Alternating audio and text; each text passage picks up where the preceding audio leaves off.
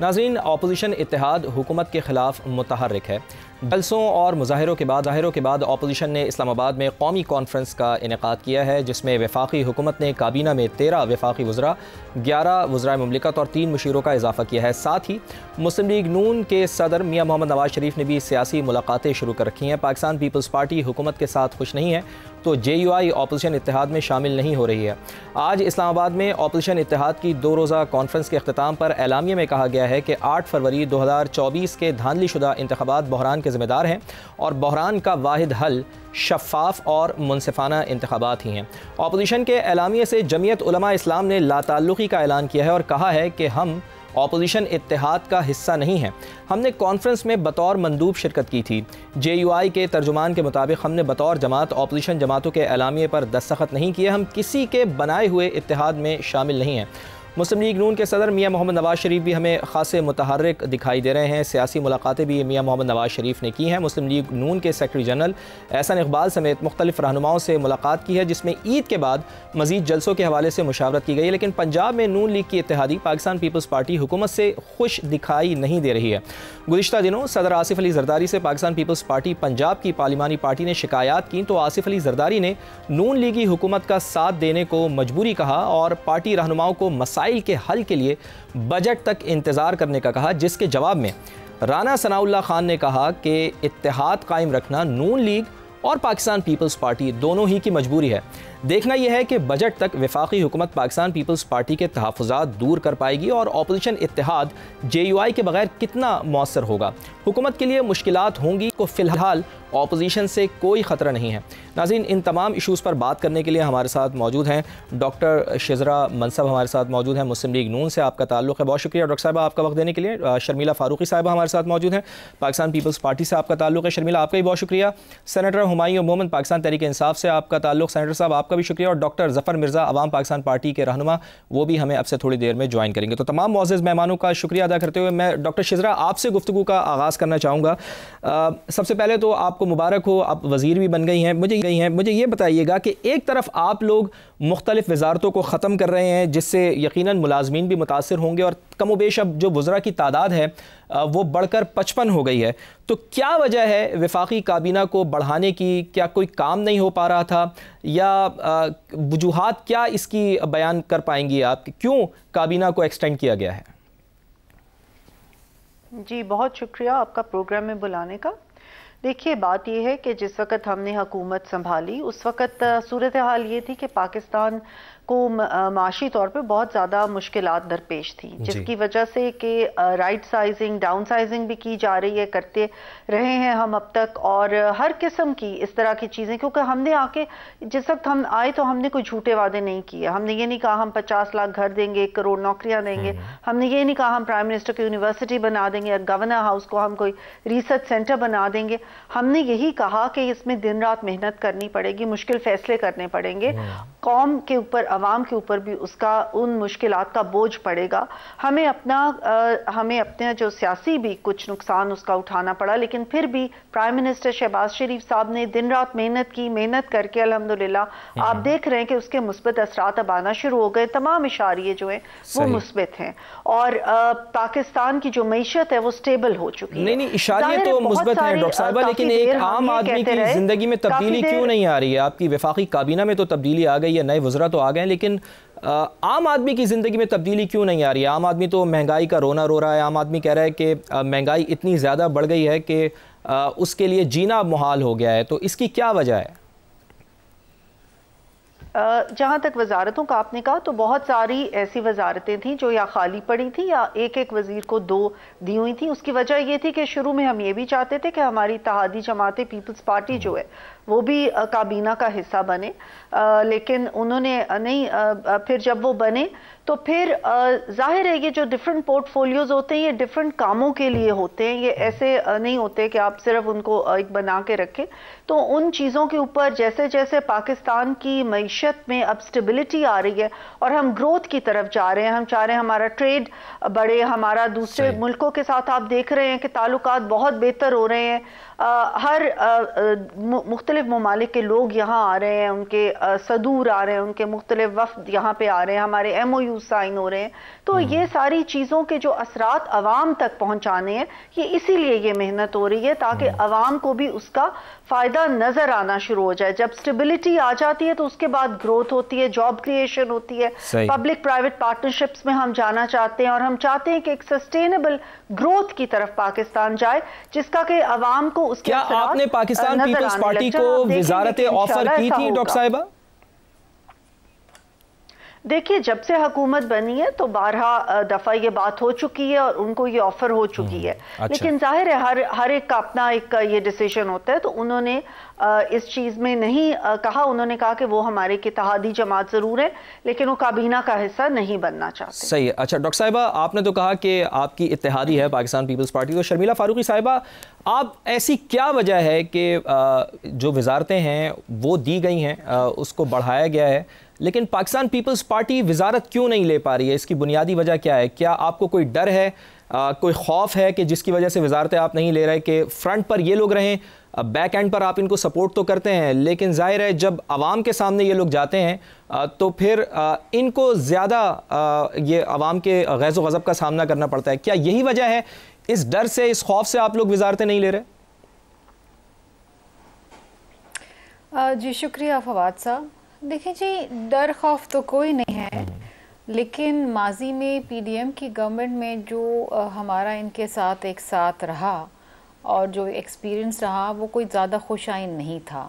اور یہ بات پیپلز پارٹی پہلے بھی کہہ چکی ہے کہ چونکہ وہ 1-1.5 سال کا معاملہ تھا تو ہم نے گزر بسر کر لیا, لیکن دونوں جماعتوں کے درمیان تحفظات رہے, اور آج بھی ایز آئی اسپیک PMLN اور پیپلز پارٹی کے درمیان جو ہیں وہ تحفظات ہیں. ایک جو تحریری معاہدہ ہم سے کیا گیا تھا حکومت سازی سے پہلے, اس کے اوپر عمل نہیں کیا جا رہا. بار بار کمیٹیز بیٹھتی ہیں, بار بار بات ہوتی ہے, پریزیڈنٹ لیول پہ بھی بات ہوتی ہے, پرائم منسٹر لیول کے اوپر بھی بات ہوتی ہے, لیکن جو گراؤنڈ ریالٹی ہے وہ انفارچونیٹلی یہی ہے کہ معاملات کچھ زیادہ خوش اسلوبی سے طے نہیں پا رہے. اچھا, اب اس میں ایشو یہ ہے کہ دیکھیے جی, وزارتیں پیپلز پارٹی کے لیے is not the end all and be all. ہمارے لیے وزارت عظمیٰ بھی اتنا زیادہ کوئی چام نہیں رکھتی ہے. اچھا, ہم یہ سب چیزیں دیکھ چکے ہیں. ہمارے لیے جو اس وقت فوکس ہے اور جس کے اوپر ہم کام کرتے ہیں اور حکومت کو بھی باور کراتے ہیں, وہ یہ ہے کہ عوام کو آپ ریلیف دیں. دیکھیے, MOU سائن ہونا بڑی اچھی خوشائن بات ہے, فورن ڈگنیٹریز کا آنا بڑی اچھی خوشائن بات ہے. صدر زرداری صاحب بھی چائنا کا دورہ کر کے آئے, ٹرکی کے وزیر اعظم یہاں پر آئے. مطلب تمام چیزیں اپنی جگہ بالکل اچھی ہیں, شاید صحیح سمت کے اندر جا رہی ہیں, لیکن آج بھی آن گراؤنڈ اگر آپ دیکھیں تو اس وقت پاکستان کے اندر 40% لوگ جو ہیں وہ غربت کی سطح سے نیچے ہیں. اور پاکستان کے اندر اس وقت بھی جو سب سے لوئسٹ پر کیپٹا انکم ہے وہ یہاں پر پایا جاتا ہے. سب سے زیادہ آؤٹ آف سکول بچے جو ہیں وہ یہیں پر ہیں. ان چیزوں کے اوپر کام ہونے کی ضرورت ہے. عوام کو کیا چاہیے؟ سستی بجلی چاہیے, سستی کھانے پینے کی اشیاء چاہیے, صاف پینے کا پانی چاہیے. یہ وہ ایشوز ہیں جو عوام کو براہ راست متاثر کرتے ہیں. جب تک ان میں بہتری نہیں آئے گی ہم نہیں سمجھتے کہ بہتری ہوگی. سرکولر ڈیٹ اپنی جگہ پر موجود ہے. بات یہ ہے کہ دیکھیے, میں یہ نہیں کہوں گی کہ وزیر اعظم صاحب کوشش نہیں کر رہے. ظاہری بات ہے, his reputation is at stake. I'm sure جتنی محنت کر سکتے ہیں وہ کر رہے ہیں, لیکن ایک ملک جو IMF کا مقروض ہے وہ کس حد تک ایک عام آدمی کو ڈیلیور کر سک رہا ہے اور کر پائے گا. دیکھیے, اس وقت میں کل پڑھ رہی تھی کہ جو الیکٹرک وہیکلز کے اوپر جو کنسیشن دیے جا رہے ہیں تاکہ انڈسٹری جو ہے وہ اپنے پیروں پہ کھڑی ہو اور پروموٹ ہو گرین انرجی, اس پہ بھی IMF نے شدید تحفظات کا اظہار کیا ہے کہ جی یہ کنسیشنز آپ ہٹائیں. تو I mean there are going to be unpopular decision جو اس حکومت نے کرنے. ہم دیکھیے کیس ٹو کیس بیسس کے اوپر ان کا ساتھ لیکن شرمیلا فاروقی صاحبہ, آپ جس طرح سے بتا رہی ہیں مسائل ہیں, اتحادی آپ ان کی ہیں, تو آپ اتحادی تو ہیں نا آپ ان کی, کام کریں. تو آپ اتحادی پھر کس بات کی ہیں؟ اگر آپ ان کو کنونس نہیں کر پا رہی ہیں, ان کے اندر اتنی برائیاں ہیں, تو پھر آپ اپوزیشن جو بات چیت کر رہی ہے تو پھر اپوزیشن کے ساتھ ہاتھ ملائیں, پھر اپوزیشن میں شامل. ان کے اندر انہیرنٹ برائیاں نہیں ہیں. یہ ایشوز پاکستان کو پلیگ کر رہے ہیں, یہ ایک عام آدمی کے مسائل ہیں. ہمارے لیے وزارتیں لے لینا کوئی بہت بڑی بات نہیں ہے. ہم چاہتے ہیں کہ وزیر اعظم ان کی جماعت کے ہیں, ان کے اپنے لوگ ان کی کابینہ کے اندر ہوں, یہ دل کھول کے کھلے دل سے کام کریں جس طرح یہ کرنا چاہتے ہیں. ان کو ایک فری ہینڈ دیا جائے کہ کریں جی, آپ کی کابینہ ہے, آپ کے پرائم منسٹر ہیں, آپ کام کریں, ڈیلیور کر کے دکھائیں لوگوں کو, ہم آپ کے ساتھ ہوں گے. ڈیلیور نہیں کریں گے تو پھر ہم آپ کو شیشہ دکھانے کے لیے یہاں پر بیٹھے ہیں. ٹھیک ہے, اچھا موقف آپ کا آگے, اگر یہ لوگ ڈیلیور نہیں کریں گے تو آپ یہ کہہ رہے ہیں کہ ہم ان کو شیشہ دکھانے کے لیے بیٹھے ہیں. سینیٹر ہمایوں مومن صاحب, وفاقی کابینہ کو ایکسٹینڈ کر دیا گیا ہے, آپ سمجھتے ہیں کہ یہ اس حال میں, یعنی جب 55 کے قریب وزارتیں اب ہو گئی ہیں تقریباً, تو جو اس وقت ملک کی کنڈیشن ہے, کیا وزارتوں کو بڑھانا یہ مسائل کا حل ہے؟ ایک عام آدمی کی زندگی میں کچھ بہتری آئے گی وزارتیں بڑھانے سے؟ بسم اللہ الرحمن الرحیم. ایاک نعبد و ایاک نستعین. دیکھیں, ان پرنسپل وزارتیں بڑھانے سے یا وزارتیں کم کرنے سے اگر آپ کی مینجمنٹ میں ایک سگنیفیکنٹ فرق آتا ہے تو ضرور کریں.